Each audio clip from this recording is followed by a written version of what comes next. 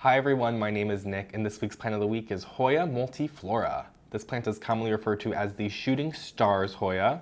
For the flowers that this plant receives, you can actually see that there's a couple on mine right now that look reminiscent of cartoon shooting stars flying through the sky. It really is something to behold.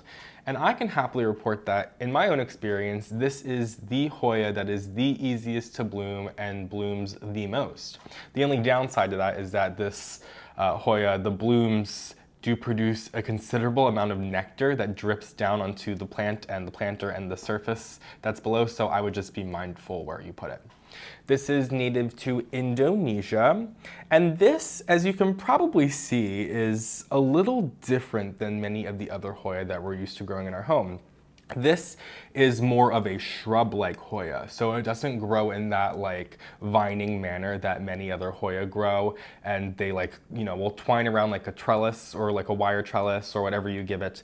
This is not that kind of Hoya. This Hoya grows much more like a straight-up bush, which I think is really interesting. I love collecting Hoya, and some of them do have some similar foliage with just some different nuances here and there, but this is just a completely different Hoya in its own, to the point that I'm pretty sure some people argue that this isn't like truly a Hoya. Still very closely related, if not, but just something to point out there. So this, as I mentioned, is very different than many other Hoya. So you might have to treat this a little bit differently. It's still not necessarily a difficult houseplant, but it still is for the intermediate gardener, let's say. So this prefers, I would say, medium light. It doesn't want to be in too low of light, doesn't want to be in too bright of light, but you're going to probably put this in some like bright indirect light, similar to where you might be growing like your philodendrons. This has thinner foliage. This, you can see these leaves are just bending every which way. Your Hoya leaves usually don't do that. Even the most developed ones still have very little succulence to them. So this one does not want to be fried by the sunlight. I think these leaves would burn. You can see they are pretty deep green. The new ones coming in have a little bit more of a vibrant green to them, but as they get older, they really do have this deep green. So that kind of translates as to it being just one Hoya that doesn't need the sun stress to look its best. In terms of watering, you can also keep in mind that these leaves, as I said, are thinner, so this doesn't seem to hold on to moisture as much. So I do find myself watering this a little more often, but often is not the right word for this. This is still a Hoya. This still does prefer to dry out. Maybe I let it dry out almost all the way, where I let my normal Hoyas dry out like all the way before I then go and give them a good watering. This one I'm a little bit more on top of, but I am not treating it like I treat a fern or any of those types of plants that need to stay on the higher end of the moisture spectrum. This will definitely rot and not be happy with you if you keep it in too wet of soil. Speaking of the soil though, I have this one in a bit of a heavier mix than I would use for many of the other Hoya that I grow in my home, as this is a more terrestrial Hoya, meaning this grows more in the ground versus most of the other Hoya that we grow in our home are more epiphytic houseplants, meaning they grow not in the ground and more on another surface, usually another plant, and that's how they get their nutrients. So this one is a little bit different in that manner. I mean, this Hoya I would say is a complete outlier in comparison to most of the other ones, which is why I really enjoy growing this one.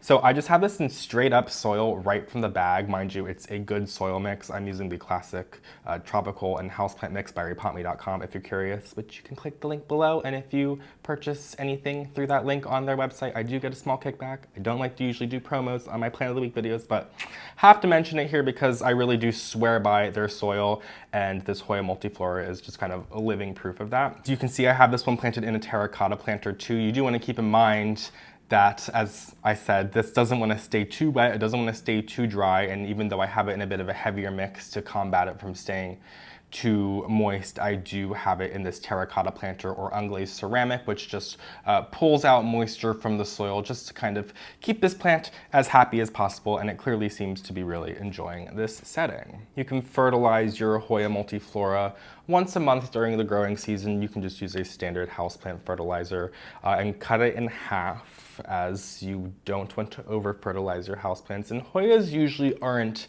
heavy feeders, but this is one that I would recommend feeding at least once a month, like I said, during the growing season. You can propagate these from stem cutting just as you would any other Hoya. That's one thing that it does really have in common with many other ones.